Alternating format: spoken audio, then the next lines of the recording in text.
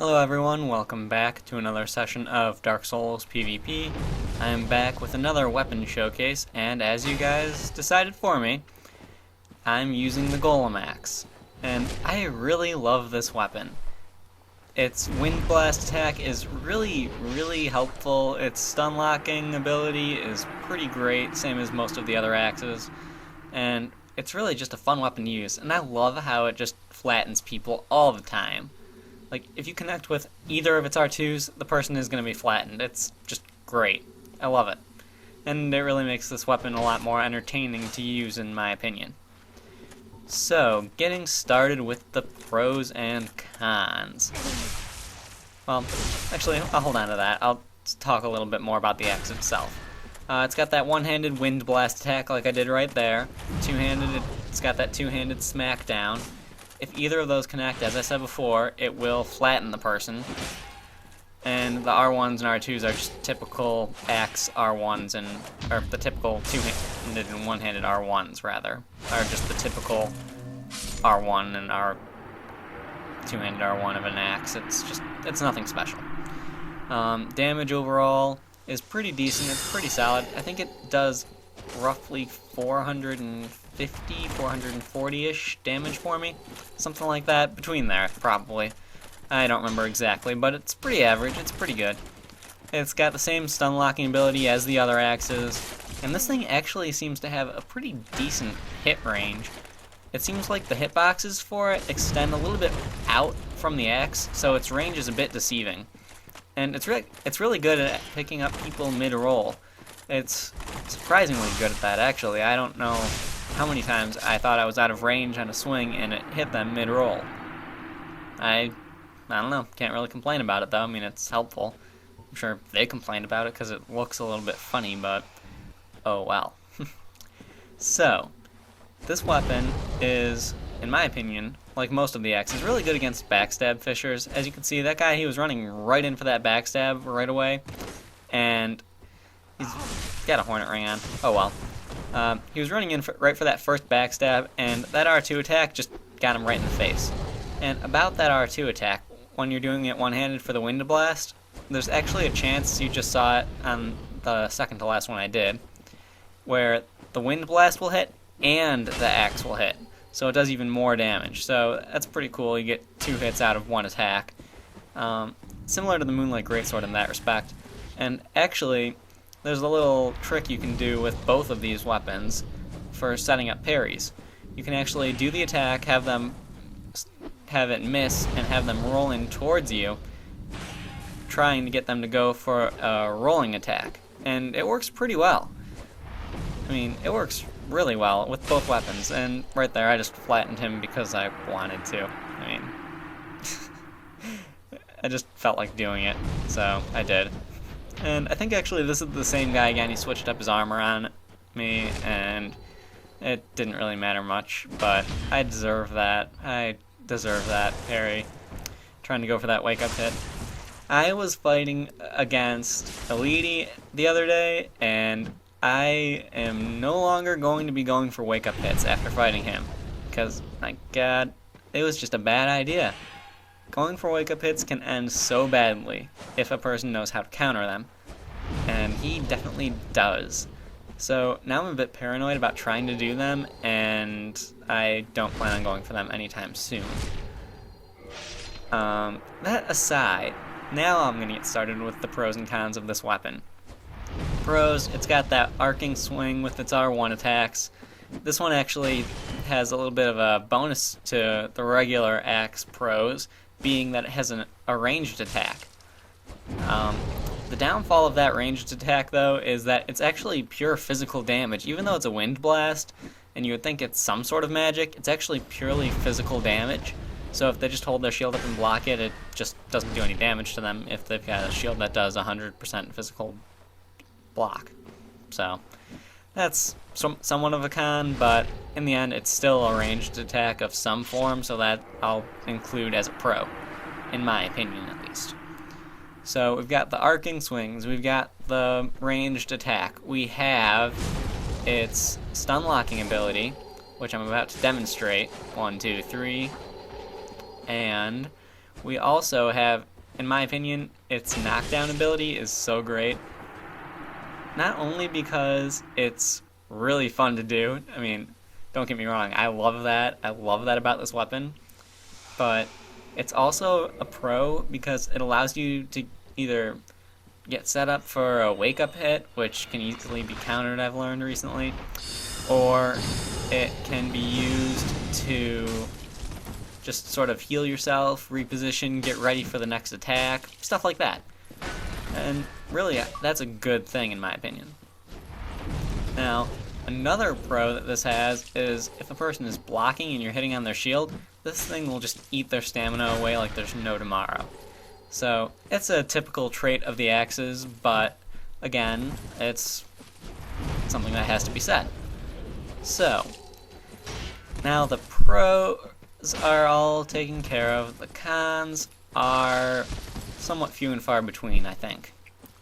There really aren't too many. I mean, I'd like to say that the R2, when it's one-handed, the Wind Blast, it does take away the weapon's durability, but it only does 30 at a time, and this weapon has 600 durability. So that's really somewhat negligible, especially, you know, you're not going to use that so many times in one fight, and chances are you're going to connect at least once, so you'll have a chance to use a repair powder. There's really not too many. I mean, the R2 attacks are very telegraphed, and they can be parried quite easily if you know their timings. But other than that, there's really not too much else I'd have to say as a con for this weapon. It's really great. I mean, the low damage is kind of there, and right here, this is something that I wanted to mention. You guys all know me. You know how I feel about doing backstabs, getting backstabbed. I don't care. If you get a parry like that, that is something I deserve, just parry me. Please. Because if I mess up that bad, then I deserve it. But don't expect that because you didn't parry me and kill me with it, that I won't do the same, or that I will do the same for you. I'm not a nice person, guys.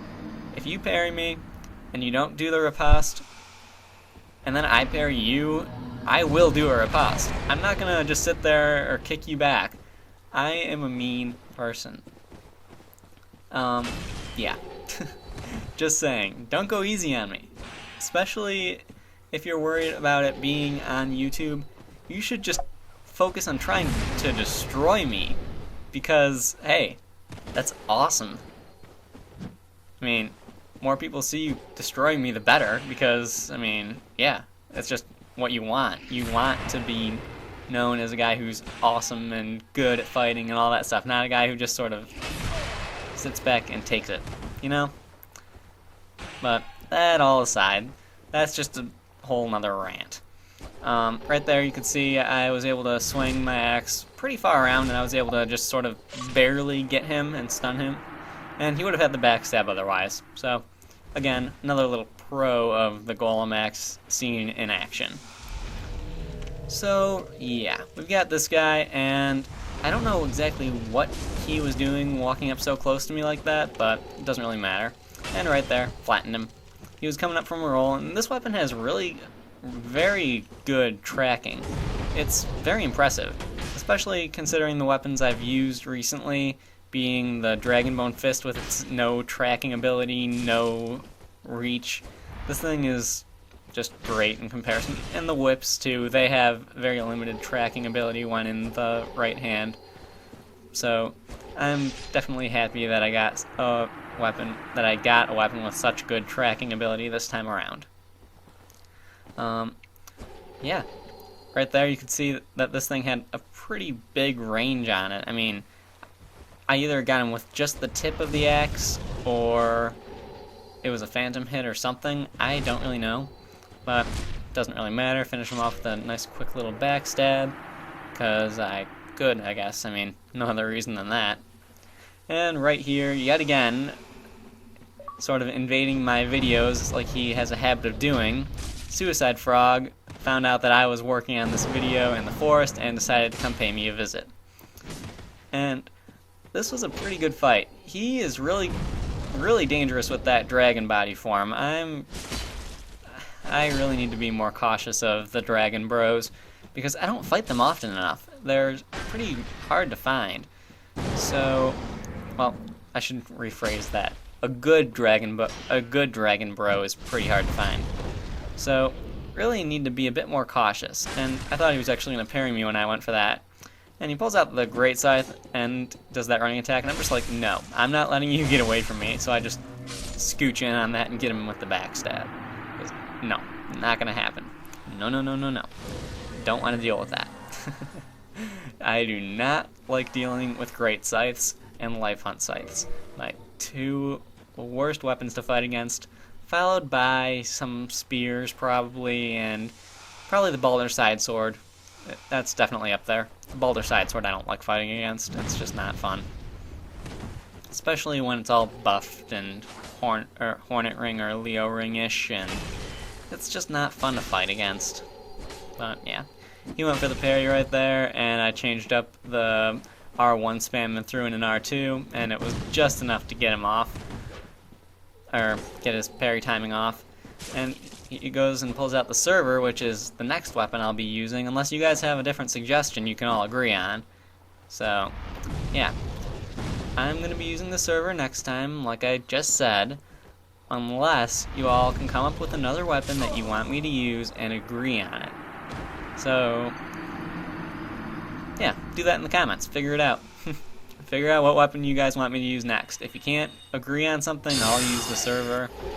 And then after that, I don't know what I'll use. Maybe the Great Axe? I don't know. I'll figure out something though.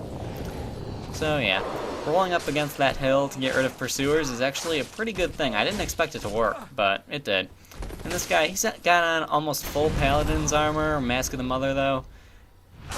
And I was able to stunlock him very easily. I believe at 53 poise this weapon can stun on the second hit when two-handed. So that's pretty cool. And I think actually this guy is the same one that I fought earlier who was using the claws, and got another good fight out of him. I don't know exactly what he's doing though. I mean, he's sort of just dodging around, not really doing too much. And just doing the rolling poke occasionally after I attack. I don't really know why, but whatever. And right there, pick him up after, or mid-roll rather. And I don't know what happened with that. It was just supposed to be regular R1, and it turned into a weird backstab switchy thingy. I don't know. Stranger things have happened, though. So, like that. Apparently, the Golem Axe apparently has a longer reach than Claymore's R2. So that's an interesting little fact right there. Just something you probably wouldn't expect to be true. Out of range for Claymore's R2, but in range for a Golem Axe attack. Oh, right there actually, that's pretty cool. The Wind Blast can be deflected. So that's another little interesting feature about this axe. Its attack can be deflected. I'm pretty sure that the R2s on the Moonlight Greatsword can be deflected too, but not positive. But pretty sure. So yeah, this is the last fight. Stunlock this guy because I can. And right here, he derped a bit. Failed to use his whatever it was. And yeah, that's it. Thanks for watching. Check out this guy's name. And yeah, thank you for watching. Hope you enjoyed.